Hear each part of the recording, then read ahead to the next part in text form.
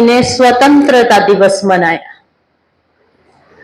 ये एक अलग से पर्व था जो आजादी का जश्न था। उस जश्न को हम सभी ने मनाया, पर उसके साथ आज का दिन जुड़ा हुआ है जो बंधन का दिवस है।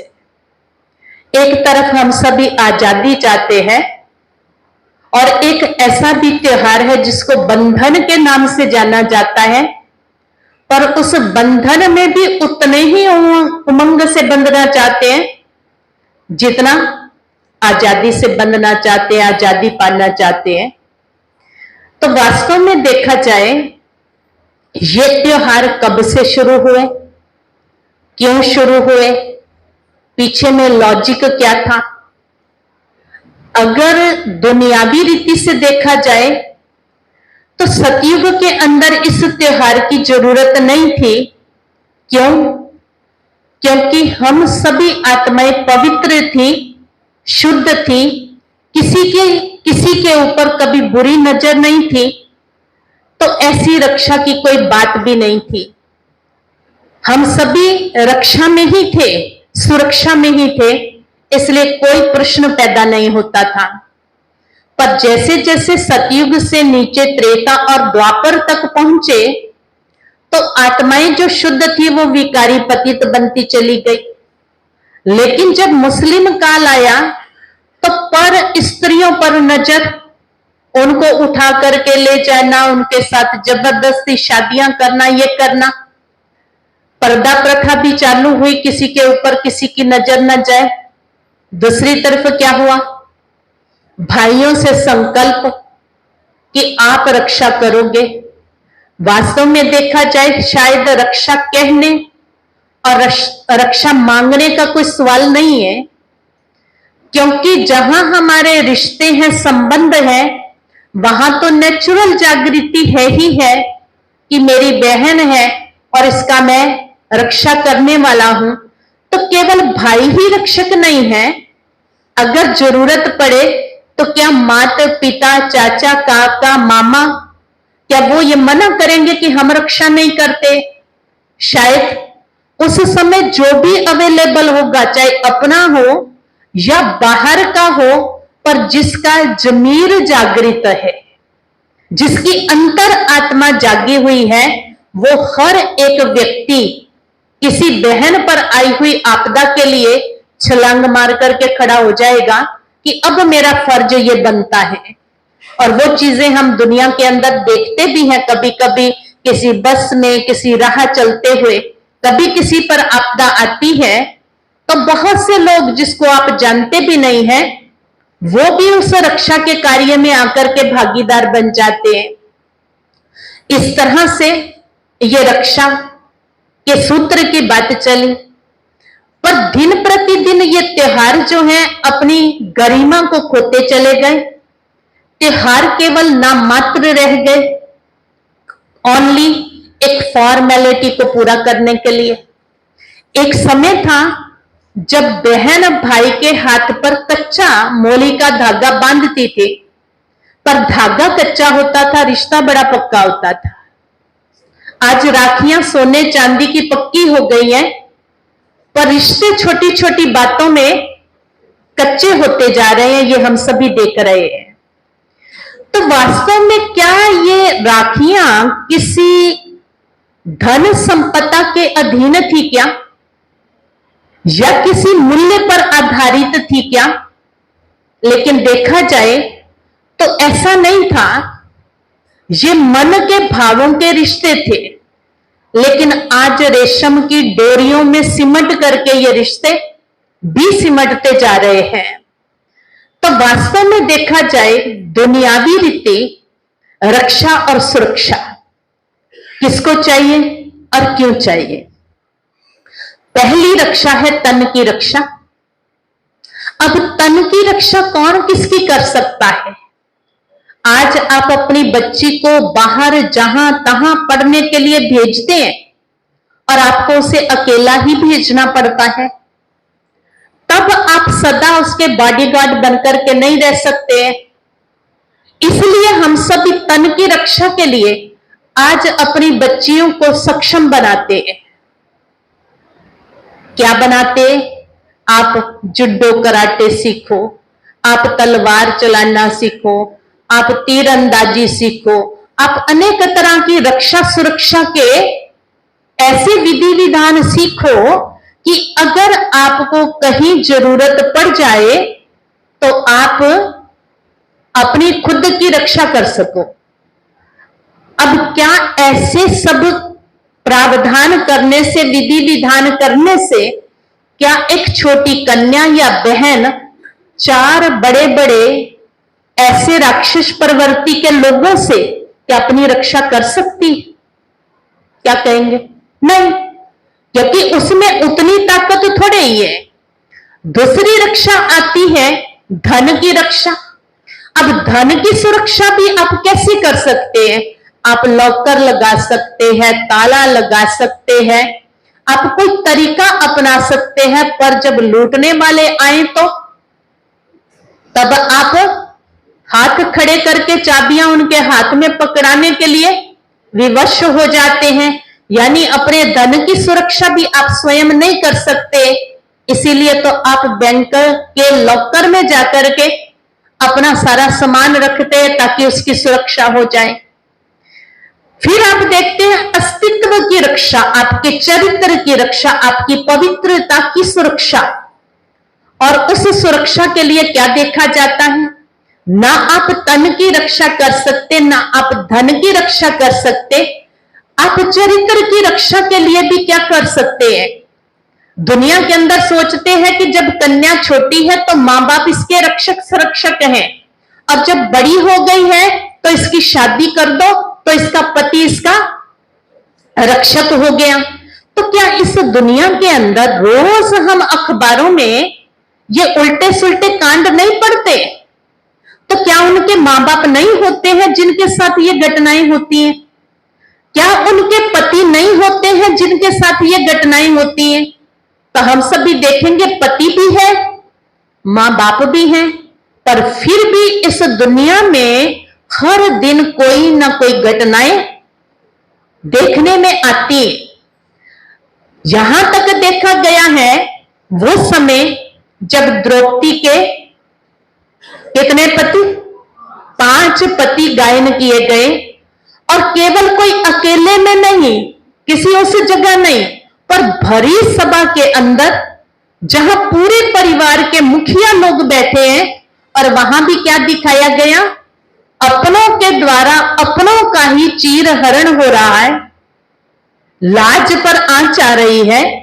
तो वहां न माता पिता काम आ रहे हैं, न सास ससुर काम आ रहे हैं, न 5 पति काम आ रहे हैं। उस समय भी उसकी पुकार को सुनकर के कौन आया है? परमात्मा। और परमात्मा रक्षा कर रहा है। तो इसका मतलब हमारे अस्तित्व की रक्षा भी सिवाय परमात्मा के और कोई भी कर नहीं सकता। चाहे एक पति हो, चाहे 5 पति हो, और चाहे पूरा परिवार माता पिता बंधुजन बैठे हो, तो भी आपकी रक्षा का जिम्मा जो है वो परमात्मा पर है। परमात्मा वहां पहुंच सकता है जहां आपका पति नहीं पहुंच सकता, आपका भाई नहीं पहुंच सकता, आपके पारिवारिक मित्र संबंधी नहीं पहुंच सकते। चाहे आप प्लेन में हैं और चाहे आप किसी दुनिया के जंगल में हैं, चाहे किसी भी जगह में हैं, तो वहां अगर सच्ची दिल की पुकार हमारी होती है तो परमात्मा रक्षक बनकर के हम सभी आत्माओं की रक्षा कर सकते हैं। इसके साथ साथ हम देखते हैं इस दुनिया के अंदर उस रक्षा के लिए कलयुग के अंत के समय में केवल एक भाई को निमित्त बना दिया गया। कारण क्या था? क्योंकि आज के समय में अंत आते आते जितने भी रिश्ते थे, उन रिश्तों में कहां ना कुछ जो गरिमा थी असलियत की, वो समाप्त हो गई। जो पवित्रता के रिश्ते थे वो कहां ना कहां खंडित होते देखे गए। लेकिन एक भाई और बहन के रिश्ते को ऐसा माना जाता था कि जो शुद्ध पवित्र रिश्ता है, पर कलयुग के अंत में तो ऐसे रिश्ते भी धराशायी हो गए हैं। लेकिन वो रिश्ता बांधा गया कि केवल भाई। पर प्राचीन काल में क्या होता था? ब्राह्मण लोग एक मौली का धागा लेकर के अपने सभी यजमानों के यहां जाते थे और उनको वो रक्षा सूत्र बांधते थे, क्योंकि उस समय जिम्मेवारी ब्राह्मणों पर थी और ब्राह्मणों को शुद्ध और पवित्र माना जाता था। तो वो ब्राह्मण आता था और वो लोग उनको दक्षिणा देते थे। फिर रिश्ता परिवर्तन आकर के भाई बहन तक कायम हुआ कि बहन भाई को राखी बांधेगी और भाई क्या संकल्प करेगा, मैं अपनी बहन की रक्षा करूंगा। अभी आप देखिए इस समय की जो वर्तमान समय की परिस्थितियां हैं, इसमें यह देखा जाता है भाई तो बैठे हैं विदेश में और बहनें हैं यहां, और कोई बहनें हैं विदेश में और भाई हैं यहां, यानी ओतप्रोत मामला है। किसी का भाई विदेश और किसी की बहन विदेश में है। अब हम इस समय में क्या करते हैं, कोई जा रहा है तो हम उसको राखी पैक करके दे देते हैं, ये लो जी आप जा रहे हो हमारे भाई को दे देना, या हम पोस्ट करके राखियां भेज देते हैं बड़े प्यार से कि हमारे भाई तक राखी आने तक ये राखी पहुंच जाएगी। तो वास्तव में देखा जाए सचमुच में वो राखी तो पहुंच गई, जो बाह्य स्थूलता के अंदर हमने भेजी थी अपने प्यार का प्रतीक। पर अगर राखी पहुंच गई, भाई ने किसी के द्वारा हाथ की कलाई पर बांध भी ली, पर क्या कोई परिस्थिति अगर बहन पे आ जाए तो वो भाई विदेश में बैठा क्या सुरक्षा को पोस्ट करके भेज सकता है? नहीं। आप देखेंगे परिस्थिति आई है तो कोई भी रक्षक बनकर के रक्षा करेगा, भाई का वहां सवाल पैदा नहीं होता है। और फिर देखा जाता है कि सच में ये रक्षाबंधन तो आत्मा और परमात्मा के संबंध का रक्षाबंधन है। ये है मन की सुरक्षा का बंधन, और वो रक्षा है 5 विकारों से अपनी रक्षा करने की बात। अब परमात्मा क्या कहते हैं, बच्चे अगर आप दुनिया में देखेंगे तो कौन किसकी रक्षा कर सकता है? अगर आपका मन ठीक ना हो तो आपकी रक्षा कौन भाई कर सकता है, कौन पति कर सकता है, कौन चाचा मामा कर सकता है? और आज की दुनिया में ये हालात हम देख रहे हैं। तो रक्षा सबसे पहले खुद की करनी है। पहले आपके मन के अंदर अगर दृढ़ता होगी, मुझे अपने जीवन को सुरक्षित रखना है, अपने चरित्र को सुरक्षित रखना है, तब आपकी सुरक्षा कोई भी करने में सहयोगी हो सकता है। और सबसे बड़ी सुरक्षा है मन की सुरक्षा 5 विकारों से, क्योंकि जब मन 5 विकारों में लिप्त है तो सबसे ज्यादा जरूरत है मन को सुरक्षित होने की, और वो कोई दूसरा नहीं कर सकता है। अगर आपके मन में 5 विकार घर किए बैठे हैं तो भाई कौन आपको बचा सकता है, जब तक आप खुद ना चाहो। तो जब आप में संकल्प होगा इन विकारों से मुझे बचना है, तो ही आपकी सुरक्षा हो सकती है। उसके लिए कलयुग अंत के समय में जब निराकार परमात्मा शिव इस सृष्टि पर अवतरित होते हैं, साधारण मानवीय तन ब्रह्मा में आते हैं, तो उस तन के द्वारा पहला संकल्प जो है परमात्मा हमको कराते हैं, पवित्र बनो, योगी बनो। पवित्रता ही हमारी सच्ची सुरक्षा है, तो वो परमात्मा ये संकल्प देते हैं। और जो आत्माएं परमात्मा के उस संकल्प को सुनकर के अपने जीवन में दृढ़ता का संकल्प करती है, ये है दृढ़ता के संकल्प की राखी। राखी का मतलब ही है सुरक्षा। कहते हैं ना जी, इस पौधे की राखी, इस परिवार की राखी, इस कम्युनिटी की राखी करने के लिए आज जैसे मंत्री संतरी होते हैं तो उनके बॉडीगार्ड उसकी राखी के लिए होते हैं। तो परमात्मा हमारा असली राखी है, रखवाली है, और वो हमारी सबकी सेफ्टी करता है। उसके लिए हमको पवित्रता का कंगन परमात्मा संगम युग पर आकर के बांधते हैं। इसलिए ये रक्षाबंधन का त्योहार आत्मा और परमात्मा के प्यार के बंधन में बंधने का त्योहार है। इसलिए हम सभी संकल्प करके एक सूत्र बार में भी बांध लेते हैं। कहते एक बार रक्षाबंधन पे साकार ब्रह्मा बाबा ने जो बच्चे बैठे थे उन सभी से पूछा कि कौन कौन राखी बांधने आए हैं। आप में कौन कौन राखी बांधने आए? तो हम सभी क्या कहेंगे? क्या कहेंगे कि हम सभी जो बांधने आए, हाथ खड़ा कर, जो राखी बांधने आए, अच्छा बांधने नहीं आए, ये बंधवाने आए, है ना? तो मम्मा ने कहा बाबा राखी तो उसी दिन बंध गई थी जिस दिन हम आपके बने थे, क्योंकि उसी दिन हमने संकल्प कर लिया था बाबा मैं तेरी और तू मेरा, और जो कह रहे हो वो मुझे करना ही है। ठीक है, हम सभी भी जब बाबा के घर में आए तो हम सभी ने क्या संकल्प किया? पवित्र बनना है, योगी बनना है। अब बाबा ने कहा कि बच्चे, जिन सब ने हाथ उठाया फेल, और मम्मा ने हाथ नहीं उठाया और मम्मा पास। और सारे देखे ये क्या हो गया कि मम्मा पास, हाथ भी नहीं उठाया। बाबा ने कहा कि सच में हम सभी ने संकल्प तो उसी दिन कर लिया था ना जब बाबा के बने। फिर कहा कि राखी बांधने तो हम फिर भी आए हैं और हर साल बांधते हैं। जब हम सभी ने एक बार राखी बांध ली तो फिर दोबारा दोबारा हर साल राखी बांधने की जरूरत है? है? कौन कौन कहते नहीं है? जो कहते हैं फिर भी जरूरत हर साल बांधने की है, जो कहते कोई जरूरत नहीं, बंध गई। अब देखो यहां गड़बड़ बहुत करते हैं बच्चे, क्योंकि वो दोनों में हाथ नहीं उठाते कि बाबा कहीं फिर ना पकड़ लेवे किसी बात में, है ना? इसलिए तो बाबा ने कहा ये हर साल बांधने की जरूरत क्यों है? क्योंकि हम सभी जानते हैं कि चलते चलते अनेक तरह के माया के वार हम बच्चों पर होते हैं। माया कभी ना कभी किसी ना किसी रूप में हर एक पर आती है, पर जो बहुत अपनी चेकिंग रखते हैं, दृढ़ संकल्प रखते हैं, तो वो माया के वार से बच जाते हैं। पर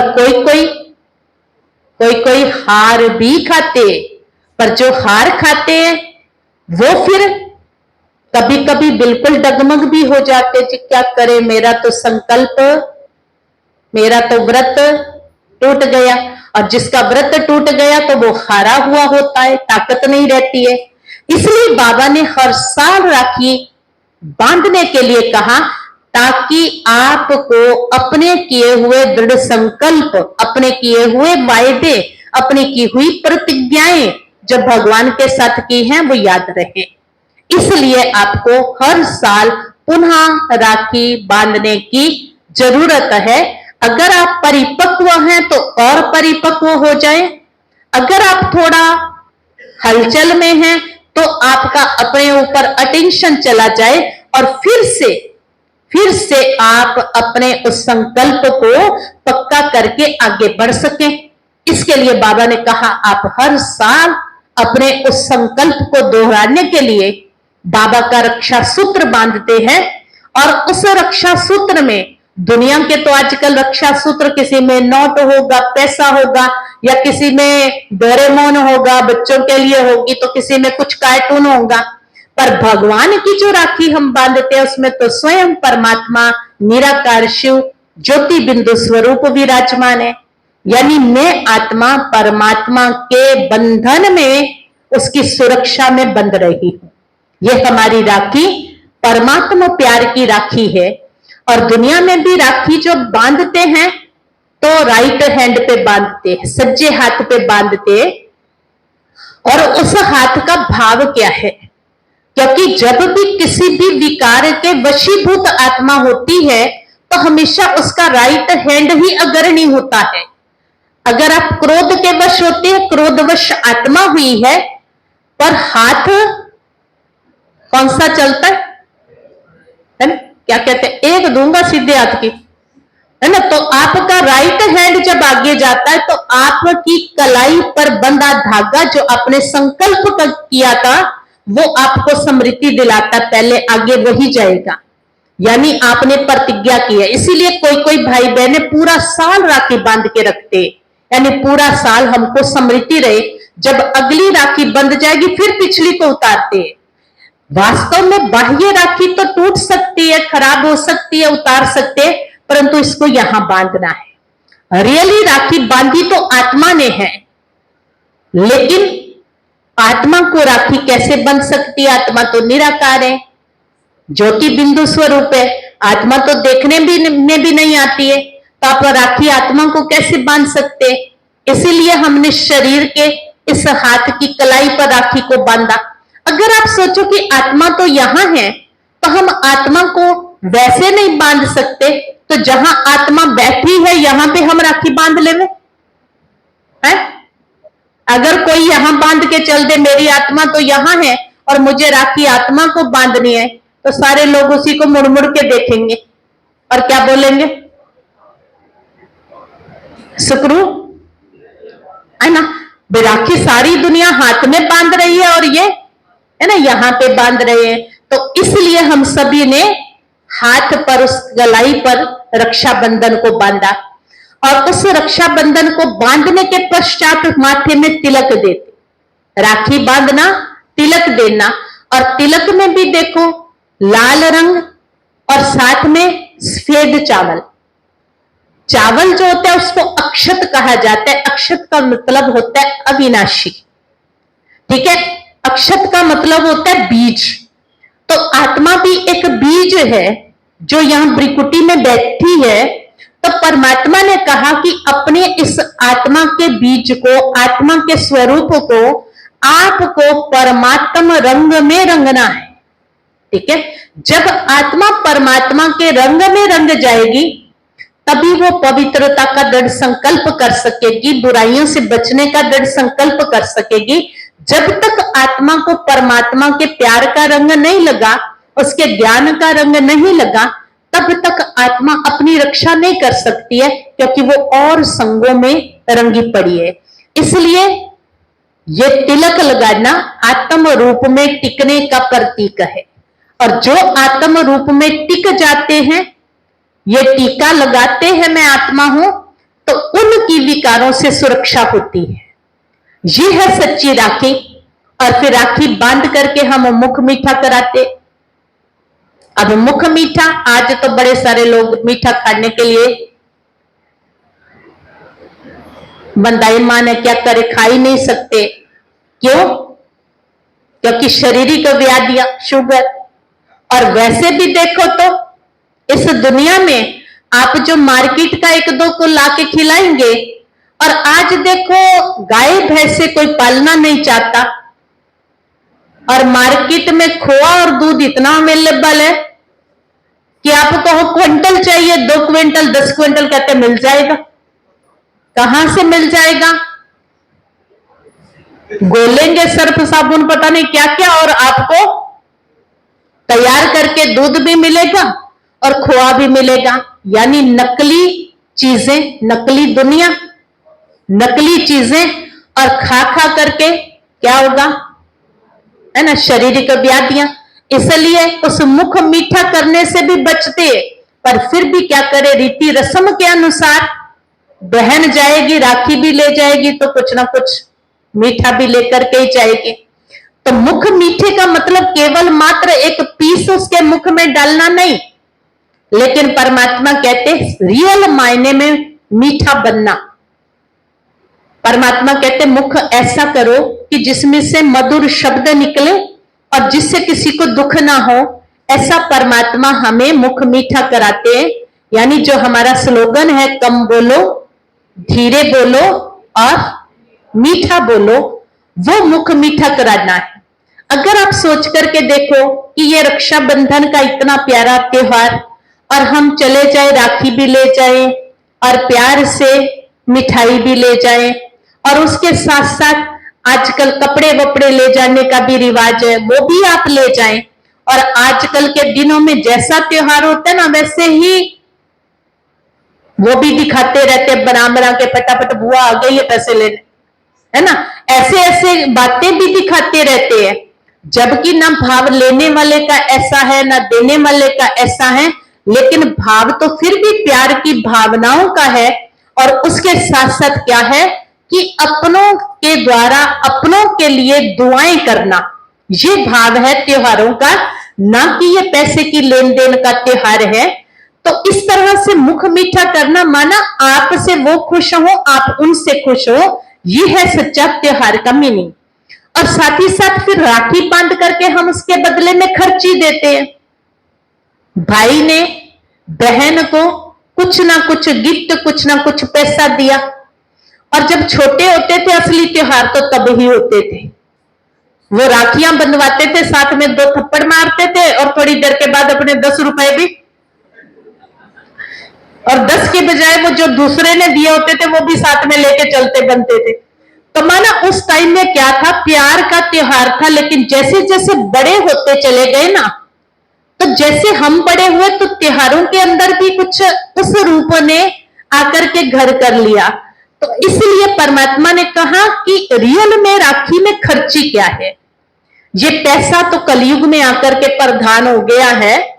असल में परमात्मा ने जब हम सभी आत्माओं को राखी बांधी तो परमात्मा ने कहा बदले में कुछ दो, जो संकल्प कर रहे हो। तो बाबा ने राखी बांधी और बच्चों से उनके ही विकारों का दान लिया। जिस विकार से आप खुद दुखी हो, बाबा ने कहा रक्षा सूत्र के समय मुझे दे दो, क्योंकि जो चीज आप दे देंगे वो आपके पास नहीं रहेगी। जो पैसा आप दे देते हैं वो भी आपके पास थोड़ी रहता है, वो दूसरे का हो जाता है। इसी तरह शिव बाबा कहते हैं आप अपने 5 विकार मुझे दे दो। सिर्फ 5 ही नहीं, 5 के साथ और भी जाएंगे। जैसे माँ जाएगी तो 2 बच्चे तो उसके साथ आएंगे, है ना। कोई पूछे अच्छा कौन कौन आ रहा है, कहती मैं आ रही हूँ। और जाते हैं तो 2 बच्चे भी साथ, कहती तू तो कह रही थी मैं ही आ रही, तो कह रही मेरे बच्चे कहां जाएंगे, वो तो साथ आएंगे। तो जहां विकार होंगे तो उनके बाल बच्चे, उनकी वंशावली भी वहीं जाएगी। इसलिए आज मनुष्य केवल काम, क्रोध, लोभ, मोह, अहंकार के वशीभूत नहीं, उसके साथ साथ अनेक छोटे छोटे उनके बाल बच्चे जो हम सभी के अंदर घुस करके बैठे, जिसको ईर्ष्या, द्वेष, नफरत, निंदा, चुगली, पर चिंतन, अनेक बीमारियों के रूप में। भगवान कहते हैं रक्षा सूत्र बांधो तो आपकी रक्षा स्वतः ही हो जाएगी, क्योंकि परमात्मा हमारा रक्षक बन करके हर घड़ी, हर पल, हर स्थान पर रक्षा करने के लिए तैयार है। तो हम सभी को ऐसा परमात्मा प्यार का रक्षा सूत्र बांधना है और अपने मन को तैयार करना है। कभी कभी लोग डरते हैं कि हमने संकल्प तो कर लिया भगवान के घर राखी बांध के, अगर मेरे से फिर भी ना छूटे तो पाप लग जाएगा। इस भय में कई लोग सोचते बांधे के ना बांधे। अब आप सोच के देखो, जब आप कोई भी व्रत रखते हैं उससे पहले आपको भूखा रहना बड़ा मुश्किल लगता है। कहते जी ना ना मेरे को तो बस सुबह सुबह रोटी चाहिए। पर जिस दिन आप व्रत रखते हो कहते जी मुझे पता ही नहीं चला, क्योंकि आपने संकल्प किया, संकल्प में ताकत आई, ताकत के कारण आप पूरा दिन भी बिना खाए रह सके। ठीक इसी तरह जब परमात्मा सूत्र बांध के केवल संकल्प करना हमारा काम है, सोचना हमारा काम है, बाकी कोई भी काम हमारा नहीं है, बाकी काम सब ऊपर वाले का है। वो कहता है तुम संकल्प करो मैं मदद करूंगा, और जब उसकी मदद होगी तो सब कार्य सहज होते चले जाएंगे। जो आप छोड़ना चाहते हैं वो कैसे छूट जाएगा आपको पता भी नहीं चलेगा। आप में ही बहुत सी आत्माएं ऐसी भी बैठी होंगी जो पीते भी थे, जो खाते भी थे, जो लड़ते भी थे, जो एक दूसरे का सिर भी फोड़ते थे। पर जैसे जैसे भगवान के बने, जैसे जैसे आगे बढ़ते गए, कब और कैसे उनकी वो बुराइयां छूटती चली गई उनको खुद भी पता नहीं चला कैसे छूट गया। तो ऐसे परमात्मा हम सभी को ऐसा रक्षा सूत्र बांधते हैं जिससे हमारी अपनी रक्षा तो होती ही है, लेकिन हम अपने रक्षक के साथ साथ अन्य आत्माओं के भी रक्षक बन जाते हैं। कैसे? क्योंकि हम संकल्प करते हैं, हमारा जीवन बदलता है, तो हमको देख करके हमारे पारिवारिक जन, हमारे नजदीकी, हमारे गली मोहल्ले के भाई बहने भी बदलते।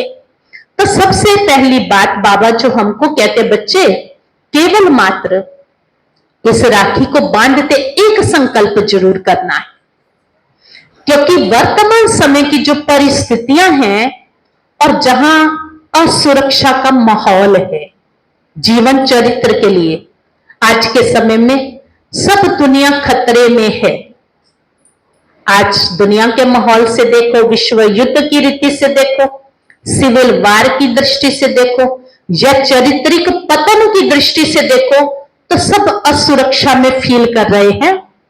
और अगर रक्षाबंधन पर हम सभी बहनें, माताएं ये राखी बांधते हुए एक संकल्प अपने उन भाइयों से करा ले, ये खर्ची ले ले कि जिस तरह से आप अपनी इस बहन को जिस नजर से देखते हो, जिस दृष्टि से देखते हो, दुनिया की जितनी भी बहनें हैं आप उन सभी को इसी नजर से देखोगे।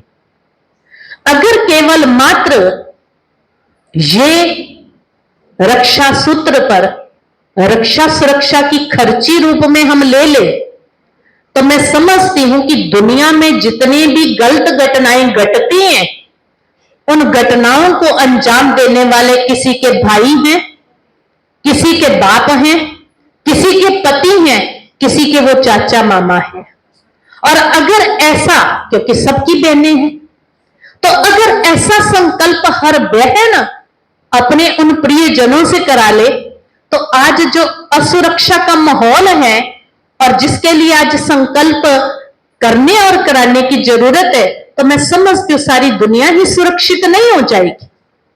ऐसी राखी हम सभी अपने भाइयों को बांधे और उनसे खर्ची रूप में ऐसा संकल्प कराएं।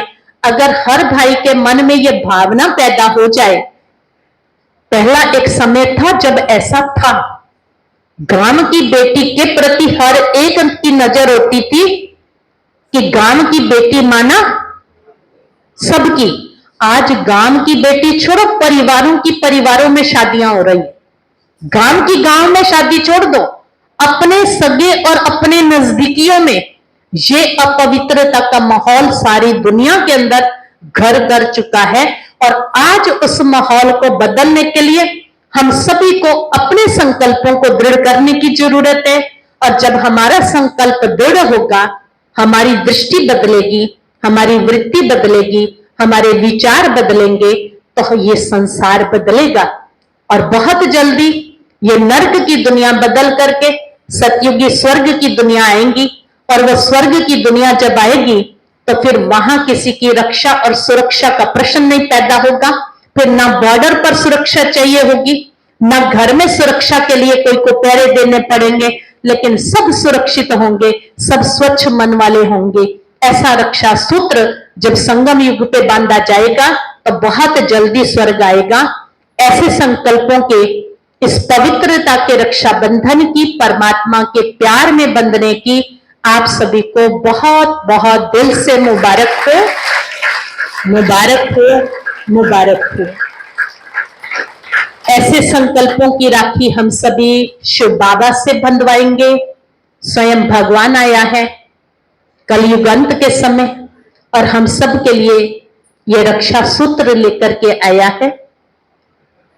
और हम सभी कलाई पर बांधते हुए प्यारे बाबा को याद करते हुए कि बाबा ही मुझे ये रक्षा सूत्र बांध रहे हैं। मधुबन की राखी लाएंगे कहां तरफ से, मधुबन वरदान भूमि की तरफ से, हमारी दादियों और बड़ी दीदियों की तरफ से हम सभी के लिए मधुबन की राखी आई है।